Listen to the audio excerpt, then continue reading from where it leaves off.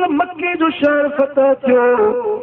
10,000 असहाबी जान सार महबूब जे चौधारी हुजूर जे इशारे जे ला सिर कुर्बान करण जे ला तैयार भी चाहे बस हुकुम मिले तो जान फिदा कयो 10,000 गुलामन जो लश्कर। हाँ मक्को फतह थी वियो जर्राना मक्के का 22 किलोमीटर परियों जर्राना है उन जर्राना वट मुझा महबूब सोना खेमा लगायो तंबू लगायो उते वेठा है असहाबन जो लश्कर पंजे कमांडर इन चीफ पंजे सालार पंजे पाक पैगंबर जे हर अदा दे दिसे पियो किए था उठन किए था वेहन किए था गारायन केड़ो था हुकुम जारी कन सहाबन जो दीदू महबूबन जे चेहरे पाक दे लगल हुई ओचतो दिल बराबाद तो हिकड़ी बुढ़ड़ी औरत आया गदहड़ ते सवारा मेरा कपड़ा पातल हुजन से औरत जो आया त बिनी जहान जो सरदार उठी बीठा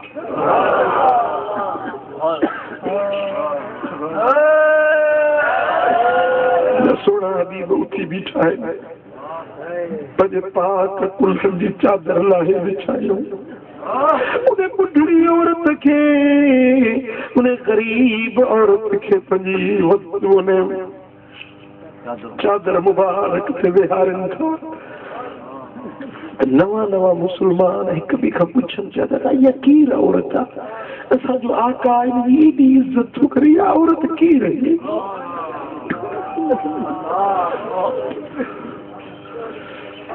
लेकिन पुराना साहबी हुआ उन्हनि चौधा तव्हां नथा सुञाणो या महबूब खे थंज प्यारण वारी अम्मा हलीमा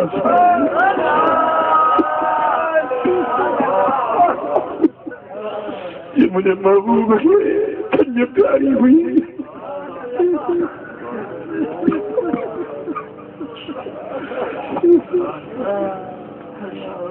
जेमल अम्मा हलीमा साइण मुझे महबूब जो चेहरा ॾिठो हुयो न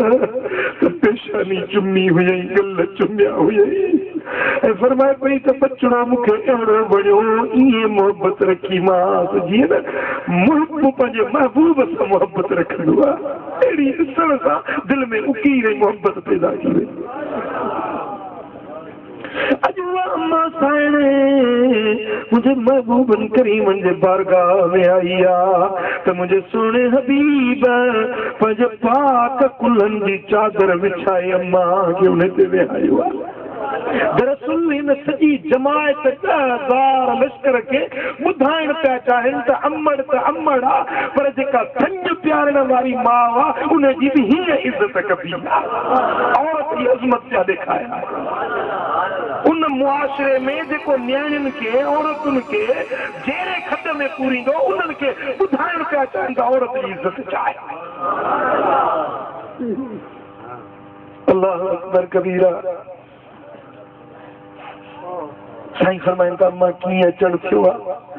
अर्ज़ कई या रसूल अल्लाह मक्को बि फतह थियो तव्हांजो लश्कर मुंहिंजे कबीले ते चढ़ाई करे आयो कबीलो बनू साद कबीलो जेको ताइफ खां मक्के खां अरफात खां पोइ ताइफ ते सोचे थो ताइफ खां बि कुझु मुफ़ासिलो अॻिते कबीलो बनू साद आहे जिते अम्मा साइण जा घर आहे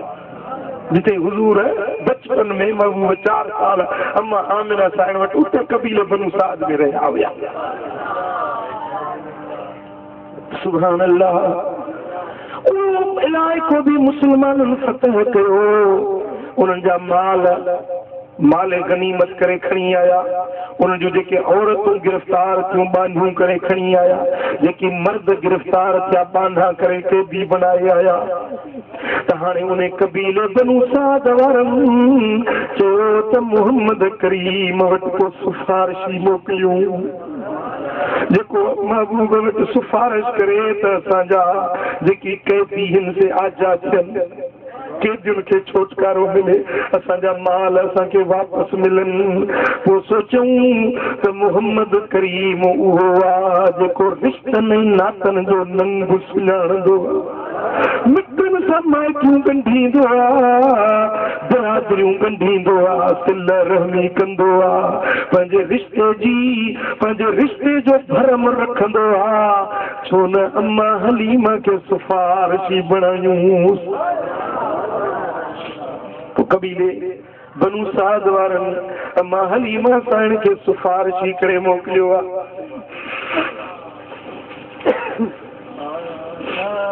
सुभान अल्लाह अम्मा साईं पंहिंजे कबीले वारनि जी जॾहिं सिफारिश थी करे त मुंहिंजे हबीबन करीमन फरमाए अम्मा मूंखे ख़बर हुई त तुंहिंजे कबीले वारा ज़रूर तोखे सिफारिशी करे मोकिलींदा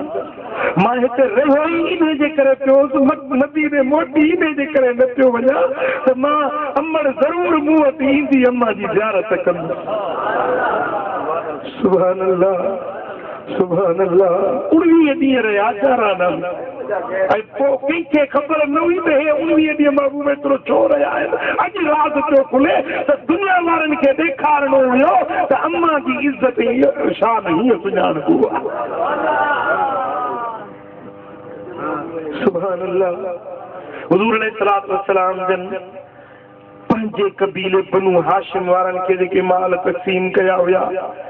पाण करीमन या बि हिकमत अमली हुई पाण फरमायूं त कबीले बनु हाशिम वारा जेकी बि आयो गॾु थियो सभु गॾु थी विया पाण फरमायूं जेको माल गनीमत तक़सीम थियो आहे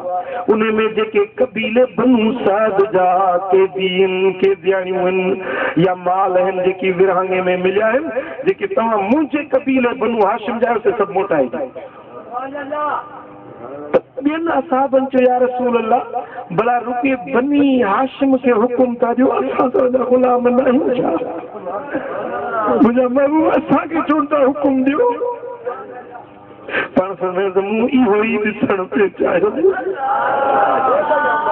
हुकुम मिली वियो सॼे जेके बि कबीले बनु साद जा माल विरहाइजी चुका हुया सभु वापसि थी विया साईं फरमायो त मुंहिंजी अम्मा मुंहिंजे तॾे ते आई आहे अम्मा खे ख़ाली कोन मोटाइणो आहे कुर्बान या रसूल अल्लाह तुंहिंजी तालीम तां कुर्बान वञे साईं अहिड़ा पत्थर दिलि जेकी माण्हू हुया उन्हनि खे सेखारणो हुयो जेके न्याणियुनि खे पिया पूरनि त दिलियूं उन्हनि जूं केॾियूं कठोर हूंदियूं उन्हनि खे कीअं नरमी ॾियणी हुई कीअं सेखारणो महबूब जो तरीक़ो त ॾिसो दीन सेखारण जे लाइ उन्हनि जे दिलनि में माइरुनि जी मोहबत विहारण जे लाइ महबूबन करीमन कहिड़े तरह सां उन्हनि खे तबलीग पई कई असां त सम्झो आहे तबलीग रुगे वाइस तकरियूं डंडो खणी मेंबर ते बीहंदासीं पोइ असीं वठ कारा कमरे असांजो मुलाणो लॾो जेको आहे ॾिठो अथव तकरीर करण जो अंदाज़ मौलवियुनि जो पर न मुंहिंजे महबूबन करीमन पंहिंजे किरदार सां दुनिया वारनि खे दीन सेखारियो आहे सल्लल्लाहु अलैहि या रसूल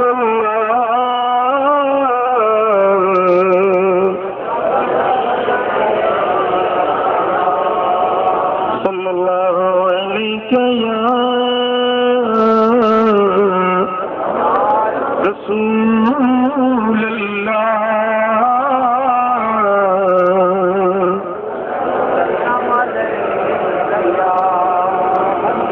सल्लल्लाहु अलैहि या रसूल